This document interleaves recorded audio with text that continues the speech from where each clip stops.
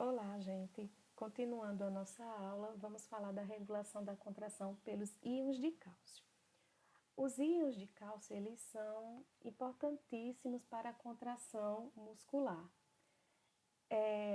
E os estímulos que vão promover o aumento da concentração intracelular, que é essencial para o processo contrátil acontecer, são a estimulação nervosa, hormonal, estiramento da fibra ou alteração do ambiente da fibra muscular. Lembrando que o cálcio é o principal estímulo para a contração muscular, certo? Então, é o principal íon para a contração muscular. Combinação dos íons de cálcio com a calmodulina para ativar miosina, quinase e a fosforilação da cabeça. Aqui nós temos um esquema onde eu trago o estômago, representando um órgão que contém na sua constituição histológica fibras musculares lisas. Essas fibras musculares lisas apresentam na sua membrana celular receptores, bem como também inúmeros canais de cálcio, como podemos observar aqui. Detalhadamente, nós temos aqui o sarcolema com os inúmeros canais de cálcio. Esse cálcio, para ele entrar na célula, ele precisa sofrer uma variação de voltagem eletroquímica, como a gente viu na aula passada. E quem vai desencadear isso, como eu falei previamente, são os sinais nervosos, os neurotransmissores, alguns tipos de hormônio, entre outros fatores que vão ser promotores dessa sinalização. Ocorrido isso, o que é que vai acontecer? A entrada do cálcio para o interior da célula. A principal forma de obtenção de cálcio que a fibra muscular utiliza é do ambiente extracelular. Mas isso não quer dizer que o retículo sarcoplasmático também não ofereça esse íon. Oferece.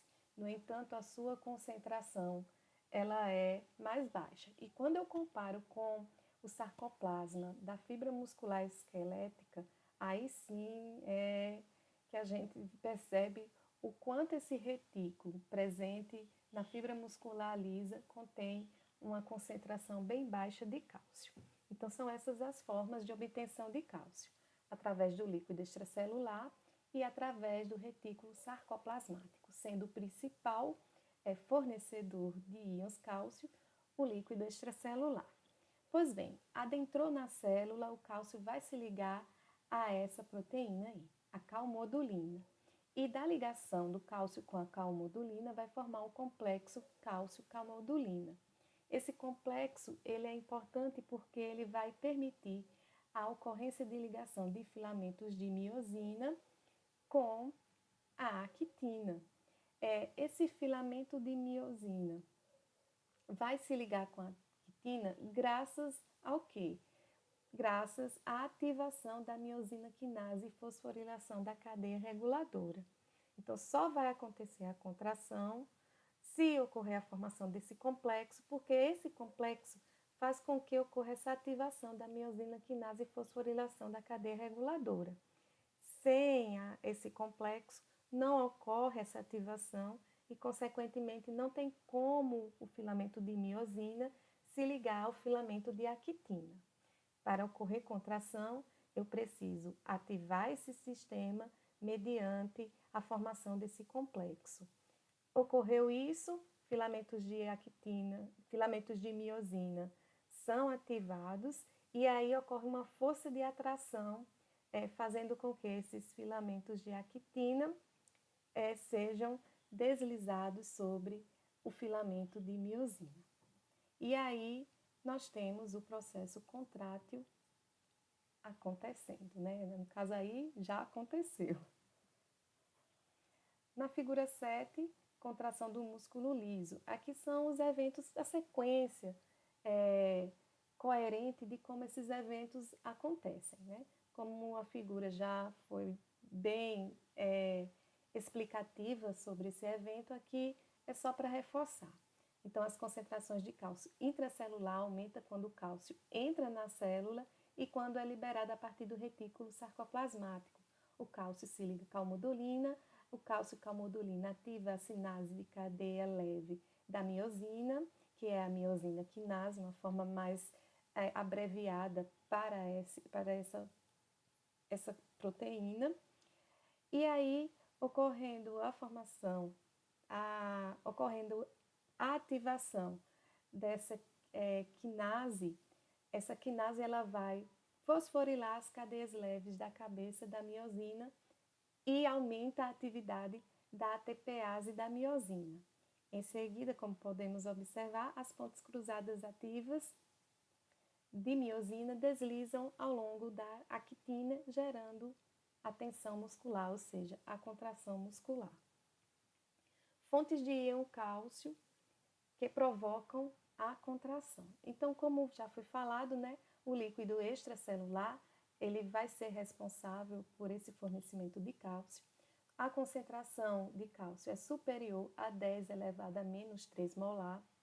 A força de contração do músculo liso depende da concentração de cálcio nesse ambiente, porque ele é alto, quando comparado com o retículo sarcoplasmático, que apresenta uma concentração menor.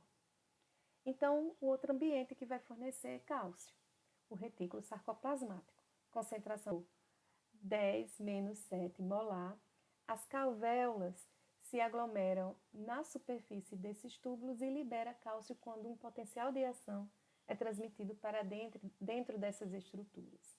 Quanto mais extenso for o retículo sarcoplasmático, mais rápido a fibra muscular se contrai. E o tempo de difusão média para o cálcio no interior da célula será entre 200 a 300 milissegundos. Isso corresponde a um período latente, ou seja, o cálcio leva um certo tempinho para poder adentrar e realizar todo esse processo que foi falado previamente. Bem, na figura 8, nós temos os túbulos sarcoplasmáticos em grande fibra muscular lisa, mostrando suas relações com invaginações da membrana celular, que são as calvéolas. Então, foi falado no primeiro vídeo que as calvéolas, elas são estruturas presentes na membrana celular da fibra muscular lisa, ou sarcolema, que constituem uma leve invaginação. Percebam que essa estrutura ela mantém relação íntima com o retículo sarcoplasmático. Então, quando ocorre a liberação de cálcio por meio dos canais, são essas estruturas aqui que vão estar ricas, né, de cálcio, certo? Então, elas estão nessa intimidade aqui, justamente para garantir esse influxo. Figura 9. Fotomicografia eletrônica de sarcolema. As calvéolas do músculo liso sequestram o cálcio. Como podemos observar, todas essas estruturas aqui são as calvéolas. E as calvéolas são pequenas invaginações do sarcolema, como já foi falado, e a função dela é concentrar cálcio, essencial para o processo contrátil. A necessidade de uma bomba de cálcio para induzir o relaxamento do músculo liso. Então, da mesma forma que acontece com o músculo estriado esquelético, o cessamento da contração vai acontecer mediante a retirada de íons cálcio do sarcoplasma, voltando para o interior do retículo sarcoplasmático. Lembram lá? Aqui, com relação à fibra muscular lisa, essas bombas elas vão estar localizadas no sarcoplasma, e essas bombas elas vão ser dependentes de ATP, tendo uma ação lenta na sua retirada, certo? Então, o cálcio ele sai lentamente. A extração de íons cálcios dos líquidos intracelulares para fora da célula para o retículo sarcoplasmático depende dessas bombas de cálcio. E quando elas são ativadas, retira esse cálcio. Retirando esse cálcio, nós temos aí o restabelecimento da fibra muscular no estado relaxado. Miosina fosfatase é importante para o fim da contração muscular. Vimos no slide anterior que a retirada do cálcio favorece o relaxamento da fibra muscular logo após a contração. Outro fator que também vai colaborar para o fim da contração muscular é justamente a presença dessa enzima, a miosina fosfatase. O que é que essa enzima faz? Ela simplesmente vai desfosforilar a cabeça da miosina pela sua ação, ok? E quando isso acontece, nós temos o fim do processo contrátil. Então, vamos ver o que o fluxograma ilustra aqui. O relaxamento ele vai acontecer mediante o encerramento dos canais de cálcio e o bombeamento de cálcio para fora da célula. Isso faz com que ocorra uma redução da concentração de cálcio ao nível crítico. Logo em seguida, ocorre a atuação da enzima miosina fosfatase, fazendo com que ocorra a desfosforilação da cabeça de miosina por ela. Com isso, a fosfatase da miosina, a enzima, ela determina o tempo de relaxamento muscular, ok? Porque ela depende justamente de alguns processos para que ela possa ser operante.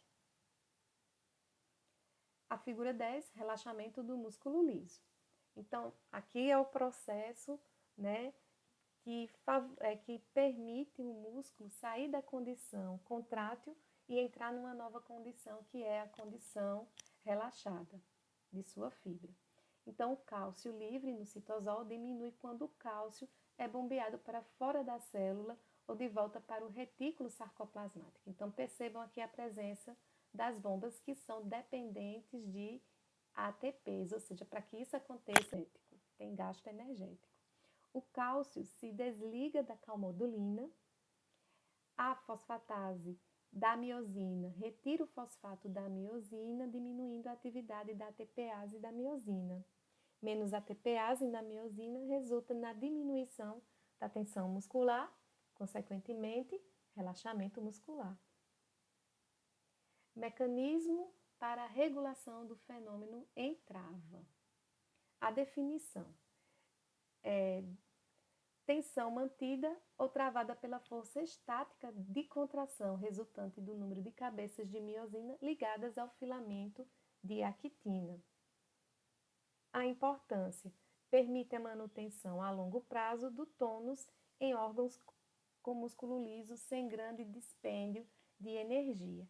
Acredita-se que o mecanismo de regulação do fenômeno de trava está justamente aí ligado às enzimas, no caso a miosina quinase e no caso a miosina fosfatase. Então essas duas enzimas, elas vão determinar aí a regulação do mecanismo em trava.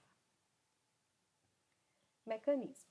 Então aqui temos o fluxograma que vai explicar como isso acontece. Então, redução da atividade das enzimas miosinoquinase e miosinofosfatase faz com que ocorra uma redução da frequência dos ciclos. Consequentemente, nós vamos ter aí uma manutenção das cabeças de miosina ligadas ao filamento de actina. Ok? Então, como eu falei, quem vai determinar a regulação são essas duas enzimas. Controle nervoso e hormonal da contração. Bem, então aqui nós temos os estímulos que vão provocar a mudança no potencial elétrico ou no potencial eletroquímico da fibra muscular lisa. São os sinais nervosos, os hormônios e o estiramento do músculo.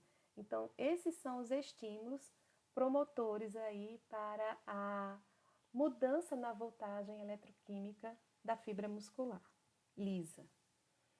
Junções neuromusculares do músculo liso. Então, nós vamos ter alguns tipos de junções. Vamos estudar a junção de difusão ou junções de difusão. Está presente no músculo liso unitário, então esse tipo de junção nós não vamos encontrar nos músculos lisos multiunitários, só no músculo liso unitário, ou músculo liso visceral. Não ocorre contato direto da fibra nervosa autônoma com o sarcolema das fibras musculares lisas. Então, muito pelo contrário, no caso de uma fibra nervosa, os neurotransmissores vão ser liberados ali na área de proximidade dessas células e nunca vão ter um contato íntimo, como a gente viu com relação à junção neuromuscular da fibra muscular estriada esquelética. Geralmente, as fibras nervosas se ramificam difusamente na extremidade superior do folheto das fibras musculares.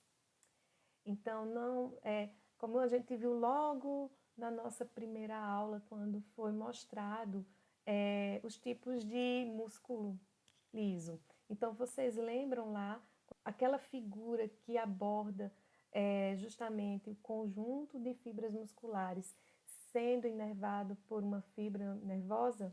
Então, percebam que aquela fibra nervosa ela vai inervar apenas algumas células musculares lisas que estão na sua superfície. As que estão mais profundamente vão também ser excitadas, mas aí por meio de sinais que serão enviados pelas células que estão na superfície que foram excitadas. A secreção de substâncias transmissoras na matriz que recobre o músculo liso, a qual se difunde pelas células da camada externa. Ocorre propagação do potencial de ação ou da substância transmissora para as camadas mais internas das fibras musculares, como eu falei. Axônios que inervam as fibras musculares lisas. Então, aqui nós temos, mais uma vez, uma figura que mostra como ocorre isso. Aqui levando em consideração a inervação dessas fibras. Então, é o sistema nervoso aqui atuando, liberando o neurotransmissor para ocorrer uma mudança de voltagem eletroquímica, gerando um potencial de ação ou não. A gente vai ver alguns tipos de potenciais que são gerados na fibra muscular lisa mais adiante, mas pode acontecer a ocorrência de geração de potencial de ação ou apenas a ocorrência de uma mudança na voltagem elétrica ou eletroquímica da membrana, certo? Então, percebam aqui, nós temos inúmeras fibras musculares lisas, nós temos o axônio neurônio autônomo pós-ganglionar, que inerva essas fibras. Aqui também nós contamos com as varicosidades, contendo as vesículas ricas em neurotransmissores. Quando é que esses neurotransmissores serão liberados? Quando o impulso nervoso chega através desse axônio e acaba propagando para as extremidades distais da fibra nervosa, como podemos observar aqui. Bem, então vamos para as características aí desses axônios que inervam as fibras musculares lisas. Possuem terminações nervosas finas, como podemos ver nessa figura, apresentam múltiplas varicosidades distribuídas ao longo do eixo das terminações nervosas, como podemos observar aqui as varicosidades. Ocorre interrupção nas células de Schwann, nas paredes das varicosidades. Então, a fibra nervosa, ela é mielinizada. No entanto, nos terminais nervosos, nós não vamos ter a presença da bainha de mielina. Presença de vesículas com substâncias transmissoras no interior das varicosidades, acetilcolina e norepinefrina. São os neurotransmissores, dois tipos de neurotransmissores principais. Isso não quer dizer que só são esses, existem outros tipos, mas esses são os principais, que são liberados na proximidade dessas fibras musculares lisas. Figura 11. Inervação do músculo liso por fibra nervosa autônoma, que se ramifica de forma difusa e secretam neurotransmissores a partir de múltiplas varicosidades. Então, aqui é só, mais uma vez, reforçando a comunicação.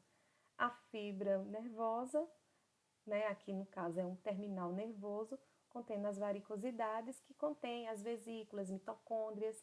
Quando ocorre a transmissão do sinal nervoso. Nessa proximidade ocorre a liberação, como vimos na aula passada, das vesículas contendo esses receptores, ok? Que vão atuar sobre a célula muscular lisa, promovendo aí uma variação de potencial de membrana. Outro tipo de junção são as junções de contato. Essas junções de contato, no entanto, vão estar presentes nas fibras musculares lisas multiunitárias. Está presente no músculo multiunitário, separação das varicosidades do sarcolema por 20 a 30 nanômetros. O que é que podemos observar aqui? Que cada uma dessas células elas vão ser inervadas por um terminal nervoso da fibra nervosa e que também vai conter essas varicosidades, como vimos anteriormente na inervação do músculo liso unitário. Funcionam de modo parecido com a junção neuromuscular do músculo esquelético. E cada célula é estimulada de forma independente. Aqui não tem sincronicidade de contração e relaxamento por parte dessas células, como eu falei anteriormente. Aqui cada uma trabalha de forma independente. Então, enquanto uma aqui está contraída, uma outra pode estar em estado relaxado. Não existe essa sincronicidade na atividade motora. Substâncias transmissoras, excitatórias e inibitórias secretadas na junção neuromuscular do músculo liso. Então, como foi falado anteriormente, a acetilcolina e a norepinefrina são os dois neurotransmissores principais. Não quer dizer que outros neurotransmissores não estejam também presentes e que não tenham importância. Tem, mas esses são os principais. A acetilcolina, ela sempre vai ter uma ação estimuladora, sempre vai promover, no caso, a contração, diferentemente do que acontece com a norepinefrina. Geralmente, ela vai ter uma função inibitória. Ela não vai permitir, muitas vezes, que aconteça o processo contrátil. Pois bem, nas células musculares lisas, nós vamos ter aí a presença de receptores excitatórios e inibitórios presentes no sarcolema das fibras musculares. Então, aqui nós temos a representação molecular da acetilcolina e logo embaixo nós temos a representação molecular da norepinefrina. Potenciais de membrana e potenciais de ação do músculo liso. Então, são conceitos que vimos na nossa primeira aula, que tratou da estrutura do músculo liso estriado esquelético. Lembram lá? Acho que sim. Então, vamos. Potencial de membrana aqui do músculo liso. É o estado normal de repouso no meio intracelular. A voltagem aqui será de cerca de menos 50 e menos 60 milivolts. Vimos que na fibra muscular estriada esquelética, essa voltagem é de menos 90, menos 90, menos 80. Potencial de ação do músculo liso unitário. Ocorre por potencial em ponta, são dois tipos, ou potencial de ação em platô. Nós vamos estudar cada um deles detalhadamente. Então, são esses os dois tipos de potenciais de ação que observamos no músculo liso unitário. Potencial em ponta ou potencial de ação em platô. Geram a contração rítmica da massa muscular. Então, vamos falar inicialmente dos potenciais em ponta. São desencadeados por estímulos elétricos, ação de hormônios, ação de substâncias transmissoras de fibra nervosa, estiramento ou como resultado da geração espontânea da própria fibra muscular. Nessa figura, nós temos o potencial de ação típico de músculo liso, em A, e em B nós temos os potenciais em ponta, repetidos no músculo liso da parede intestinal. Então, aqui nós temos uma comparação de um potencial de ação que é visualizado e que nós estudamos lá no músculo estriado. E aqui nós temos o potencial de ação em ponta observado nas fibras musculares lisas. Percebam que ela vai ser caracterizada por formações pontiagudas. Aqui são os potenciais de ação. Esses potenciais de ação, como podemos observar, elas vão ser geradas sobre uma onda, certo? Atingiu esse limiar, é gerado o potencial em espícula ou em ponta, ok? A duração de 10 a 5 milissegundos. Então, quando eu comparo com a duração do potencial de ação lá no músculo estriado esquelético, a duração aqui é bem maior quando eu comparo com a de lá. Potenciais em platô. Tem início semelhante ao potencial em ponta.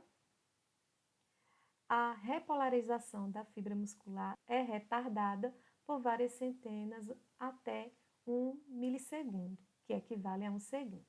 Então, vamos observar aqui a figura 14, que ilustra o potencial de ação em platô registrado em fibra muscular lisa.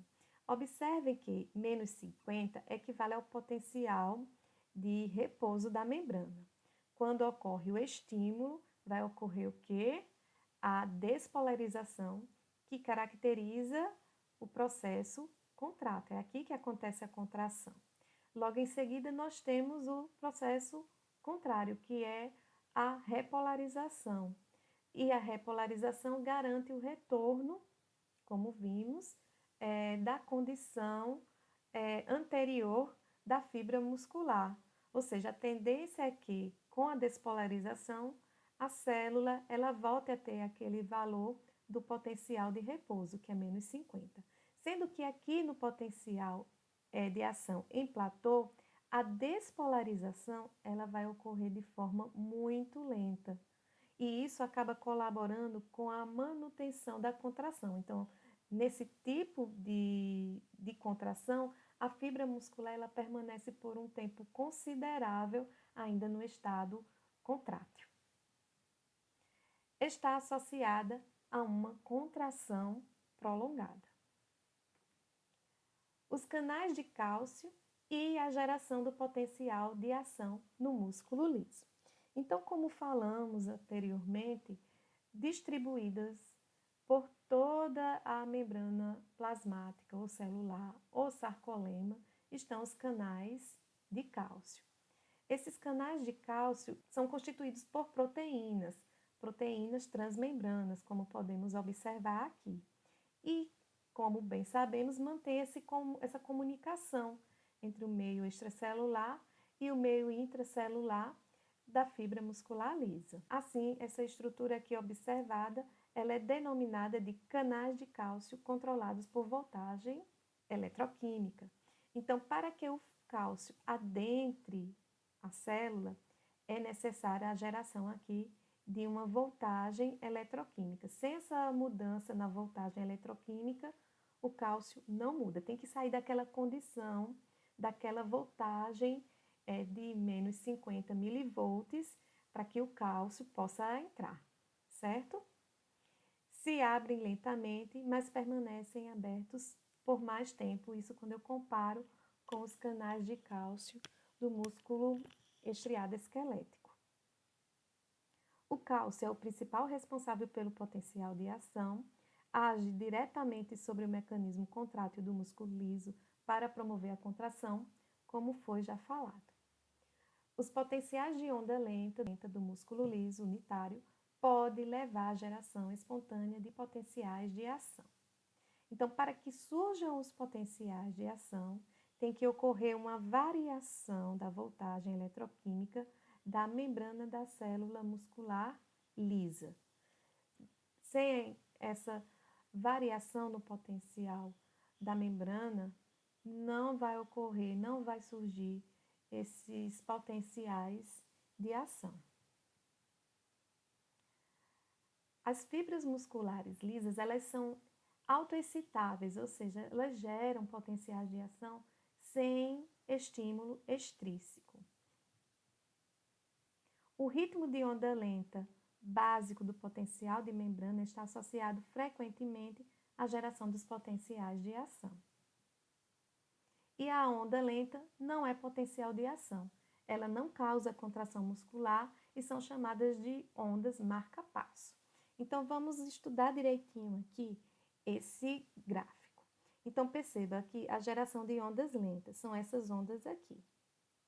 Se elas não atingirem o limiar, elas não geram potenciais em espícula ou em ponta. Para a ocorrência de potenciais em espícula ou em ponta, a voltagem ela tem que atingir um limiar. Se não atingir, ela continua nessa característica aqui, ela continua nesse tipo de onda aqui, que são as ondas lentas.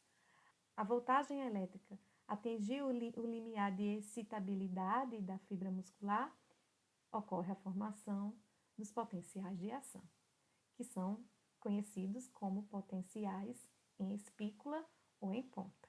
A causa da geração dos potenciais de onda lenta não é bem conhecida. Acredita-se que fibras musculares indiferenciadas, no caso fibras musculares lisas, ditem essa ritmicidade. A hipótese: aumento ou redução do bombeamento de íons positivos para fora da fibra muscular. Então, essa é a primeira hipótese para a geração desses potenciais de onda lenta, gerado, né, por certos grupos de fibras musculares lisas que apresentam-se indiferenciadas. A outra hipótese é aumento ou redução do ritmo da condutância dada pelos canais iônicos. O limiar aproximado para provocar os potenciais de ação são de menos 90 para cerca de 35 milivolts, ok? Valores abaixo de menos 60 só vai provocar o quê? Potenciais de onda lenta, certo? Lembrando que o potencial de repouso da fibra muscular lisa é de menos 50. Importância: inicie os potenciais de ação quando tem amplitude suficiente. Eu estou falando da importância do potencial de ondas lentas, certo? Excitação de músculo liso unitário por estiramento muscular. Geram potenciais de ação espontâneos resultantes da combinação do potencial de onda lenta normal, da redução da negatividade do potencial de membrana. Despolarização do músculo liso multiunitário. Então, a despolarização do músculo liso multiunitário, que é aquele músculo que a gente viu, que as fibras funcionam de forma independentes uma da outra, ela vai ocorrer por estímulos nervosos que vão promover a contração muscular. Então, é um único estímulo, viu? É sinal nervoso, ok? Regulação neural. Substâncias transmissoras, acetilcolina ou norepinefrina, que vão provocar a despolarização da fibra muscular e, consequentemente, a contração muscular. Não há desenvolvimento de potenciais de ação, mas potencial juncional, né? Despolarização local, ou seja, não tem como ser propagada para as outras células, né? Fica no próprio ambiente da célula. Contração do músculo liso em resposta a fatores químicos teciduais locais. Então, aqui são os fatores que vão promover a contração do músculo liso. Fora, como vimos, né, a influência nervosa e também a gente vai ver mais na frente a influência dos hormônios no processo contrátil das fibras musculares lisas. Então, quais são esses fatores que também vão colaborar na contração do músculo liso? Nós temos a falta de oxigênio, que vai promover vasodilatação. Então, quando aquela região do músculo liso tem uma queda na pressão parcial do oxigênio, de imediato vai ocorrer a vasodilatação para garantir que aqueles tecidos, né, recebam o oxigênio. Excesso de dióxido de carbono também vai provocar a vasodilatação. Aumento da concentração de íons de hidrogênio. Como bem sabemos, o aumento da concentração de prótons de hidrogênio vão colaborar com a diminuição do pH, e isso vai provocar vasodilatação. Outras substâncias, como adenosina, ácido láctico, o aumento da concentração de potássio, a redução da concentração de íons cálcio, o aumento da temperatura, todos esses fatores, eles podem provocar vasodilatação, certo? Então, vamos seguir adiante. Efeito dos hormônios na contração do músculo liso. Então, aqui nós temos os principais hormônios que vão ser utilizados no processo contrátil da fibra muscular lisa. A norepinefrina, a epinefrina, a angiotensina 2, a endotelina, vasopressina, ocitocina, serotonina e histamina. Só para recordar que norepinefrina e epinefrina estão aqui na categoria de hormônios, porque essas substâncias elas são sintetizadas e excretadas pelas adrenais ou suprarrenais, na região medular desse órgão. A fibra muscular lisa ela vai conter tanto receptores excitatórios, e aí vão ser responsáveis esses receptores em promover a contração muscular, como também a fibra muscular lisa ela vai conter receptores inibitórios. E aí não vai ocorrer o processo contrátil, né? Esses receptores, quando se ligam por um determinado neurotransmissor, faz com que a fibra muscular lisa ela permaneça no estado normal, certo? Não vai gerar contração, certo?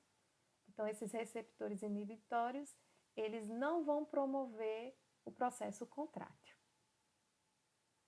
Mecanismos de excitação do músculo liso por hormônios ou fatores teciduais locais. Então, aqui nós temos alguns eventos. Vamos lá. Quais são os mecanismos? Primeiro, abertura dos canais de sódio ou cálcio. Segundo, despolarização do sarcolema. Terceiro, geração do potencial de ação ou amplificação dos potenciais de ação ou despolarização do sarcolema sem geração de potenciais de ação. E quarto, contração muscular. Então, aqui são os mecanismos de excitação. Então, percebam que para acontecer tudo isso, eu dependo de um neurotransmissor, de um hormônio, certo? Para que aconteça. Ou de outras substâncias, como vimos. Mecanismos de inibição do músculo liso por hormônios ou fatores teciduais locais. Então, como é que vai acontecer a inibição? Então, nós temos também a sequência de eventos que vai culminar com isso. Primeiro, fechamento dos canais para sódio ou cálcio ou abertura dos canais de potássio. Isso faz com que ocorra o aumento do grau de negatividade no interior do sarcoplasma, causando uma hiperpolarização. 2. Inibição da contração muscular. Bem, então aqui nós temos a bibliografia consultada, as imagens que foram obtidas na construção desse material foram obtidas desses sites. E a gente fica por aqui. Um bom estudo para todos vocês.